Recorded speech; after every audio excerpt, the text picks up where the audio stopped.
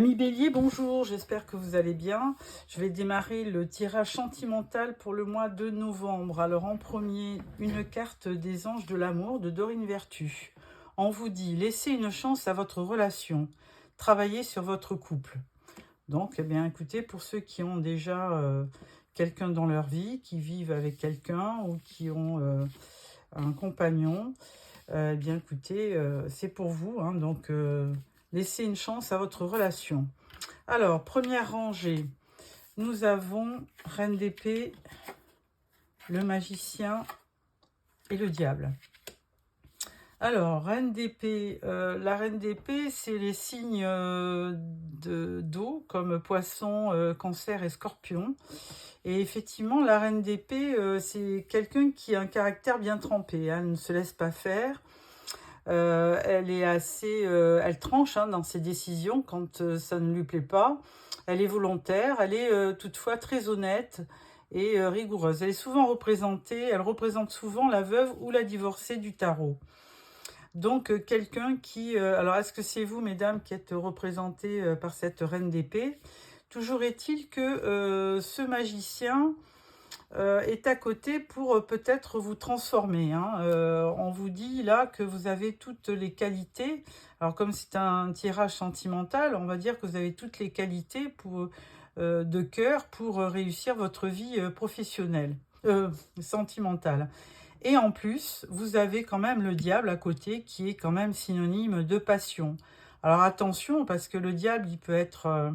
il peut vous insuffler de la passion, mais il peut être aussi un peu toxique. Alors attention, ne pas tomber dans l'effet inverse, donc ou négatif du diable. Hein. Voilà pour ça. Ensuite, nous avons le 3 de Pentacle, le 6 de Pentacle et l'ermite. Alors là, on voit trois personnages. Alors le 3 de Pentacle, c'est plutôt une association. Hein. C'est alors peut-être des amis que vous avez autour de vous. Mais quoi qu'il en soit, c'est plutôt une association, une collaboration qui est positive. Hein. Ça vous amène un plus dans votre vie, surtout au niveau amical, au niveau relationnel. C'est vraiment une belle entente dans votre entourage. Ensuite, 6 de Pentacle, et bien là, on vous dit en général qu'il faut donner quand même pour recevoir. Hein. Donc, cette carte, ça représente la générosité. Donc, certainement que vous avez de la générosité en vous qui vous permettra d'avoir effectivement d'accéder à votre vœu de rencontrer quelqu'un ou d'être uni à quelqu'un. Enfin bref, de toute façon, aussi bien dans l'amour que dans l'amitié, il faut qu'il y ait du partage. Donc cette carte vous l'exprime. Et en plus, elle est au centre de votre jeu. Ensuite, l'ermite. Alors l'ermite, lui, il est là un petit peu pour vous éclairer. Hein. Alors peut-être que vous posez des questions dans une vie, dans une relation, hein, parce qu'avec ce diable, on peut peut-être penser que c'est pas tout simple comme relation. Mais l'ermite, lui, il vous aide hein, à y voir clair. C'est un moment d'introspection, de solitude, mais on va dire nécessaire pour mieux y voir. Hein. Donc ça, c'est vraiment une très très belle carte, l'ermite. Ensuite, dans le futur, vous allez avoir le 3 de coupe, le 2 d'épée et le 5 de coupe. Alors là, ami Bélier, il y a un choix à faire hein, avec le 2 d'épée. Hein. Mais vous êtes très indécis. Alors certainement qu'avec ce 3 de coupe, vous avez... vous aimez peut-être deux personnes, hein, on va dire les choses telles qu'elles sont. Hein. Il y a quand même une espèce de triangulaire qui fait que vous avez besoin, avec l'ermite, d'y voir plus clair pour prendre une décision. Parce qu'avec le 2 d'épée, vous ne savez pas. Vous évitez le choix, vous êtes indécis, vous êtes vraiment dans une impasse. Et plus que ça, le 5 de coupe nous révèle que vous avez presque vous avez presque peur d'une rupture hein, avec l'un d'eux. Donc vraiment, vous avez certainement peur que l'un d'eux, les deux personnes que vous aimez, une des deux personnes que vous aimez parte. Donc, vous êtes très, très angoissé. Bon, écoutez, ça ne va pas arriver à tous les béliers, hein, mais bon, voilà voilà ce que le jeu de tarot vous révèle. Alors là-dessus, je vais quand même mettre une carte sur ce gentil diable là. Alors le diable, 9 d'épée, oui effectivement, c'est pas un très bon diable, hein, parce qu'avec le 9 d'épée, il y a quand même de l'anxiété, il y a des cauchemars, vous faites un peu de déprime. Donc là, c'est pas très bon. Autant ce magicien pouvait transformer votre vie. Et là, là, on est en train de vous dire que quand même, il y a un des deux personnages que vous aimez qui n'est pas peut-être conseillé, hein, qui n'est pas recommandable. Alors, le 3 de Pentacle, euh, quelle, euh, quelle énergie? Il y a l'énergie du chevalier de coupe. Alors, ça veut dire qu'effectivement, eh bien, il y a deux personnages il y a plusieurs personnages autour de vous qui sont peut-être épris de vous. Donc, voilà, hein, le chevalier de coupe, c'est quelqu'un qui est vraiment, qui vit ses sentiments, qui est jeune, qui est exalté, qui vraiment est vraiment, c'est un peu l'amant du jeu, hein, de tarot. Hein. Donc lui, il est tout feu, tout flamme pour venir amener sa coupe. Ensuite, 6 de Pentacle, bon, on va voir pourquoi on parle de générosité. On parle de générosité parce qu'effectivement, avec le chevalier de Pentacle, c'est effectivement, on donne. Hein, donc, on donne très certainement vous êtes quelqu'un de très généreux. Et là, avec ce chevalier, eh bien, ça nous le confirme. Hein, chevalier de Pentacle, bon, c'est quelqu'un de lent, de très fiable, hein, le chevalier de Pentacle, mais c'est aussi quelqu'un de généreux. Hein, vous voyez, il s'avance pour aller offrir un pentacle à quelqu'un. Alors l'ermite, qu'est-ce qu'on peut dire sur l'ermite? L'ermite, eh bien écoutez, on dit la même chose, l'ermite, donc 2 fois. Donc vous avez effectivement besoin de vous retrouver seul avec vous, peut-être, pour vraiment y voir plus clair et pour pouvoir prendre des décisions. Alors, 3 de coupe, qu'est-ce qu'on dit?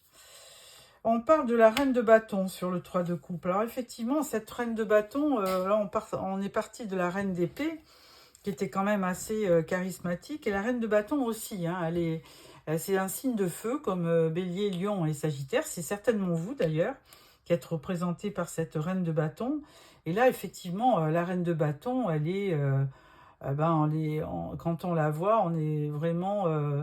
en extase parce qu'elle attire les regards, elle est belle, elle est charmante, elle a du charisme et donc du coup, et puis elle est très dynamique. Donc effectivement, vous avez peut-être autour de vous, alors sans parler d'amants, de plusieurs amants, vous avez certainement une ou deux personnes qui vous aiment. Hein. Vous avez des opportunités.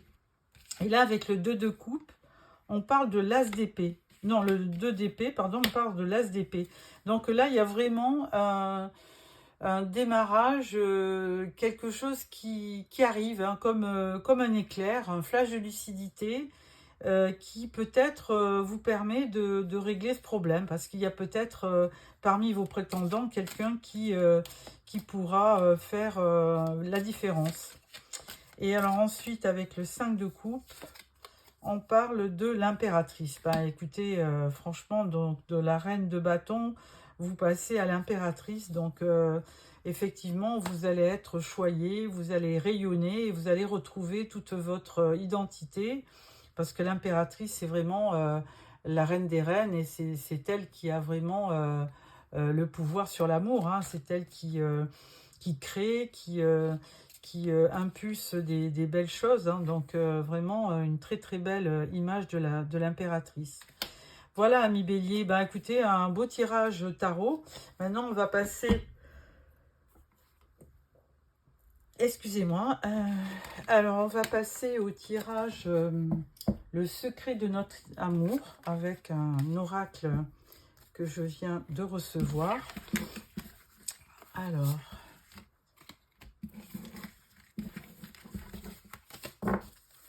Voilà, le secret de notre amour. Alors, on va faire un tirage en 9 cartes pour un petit peu y voir plus clair sur votre moi sentimental. Alors, 1, 2, 3, 4. 1, 2,